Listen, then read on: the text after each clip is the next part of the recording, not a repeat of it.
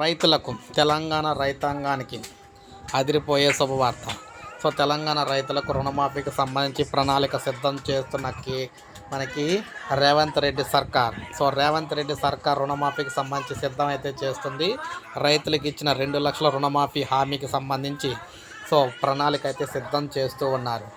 సంక్రాంతి నుంచి అంటే సంక్రాంతి కానుక రైతులకు రుణమాఫీ చేసే యోచనలో సర్కారు ఉన్నట్టుగా తెలుస్తుందన్నమాట. అన్నీ సక్రమంగా జరిగితే సంక్రాంతి నుండే రైతు రుణమాఫీ చేసే యోచనలో ప్రభుత్వం ఉన్నట్టుగా క్లియర్గా అయితే సిద్ధం అయితే చేస్తున్నారు. మొత్తం మేము చూసుకుంటే గత ప్రభుత్వంలా కాకుండా ఈ ప్రభుత్వం మాత్రం రైతులకు ఇచ్చిన హామీని సక్రమంగా ఇన్ టైంలో నెరవేర్చుకునేందుకే అక్కడ కట్టుబడినట్టుగా అయితే అర్థమవుతుందన్నమాట. వారు వేసుకుంటున్న ప్రణాళికలను బట్టి.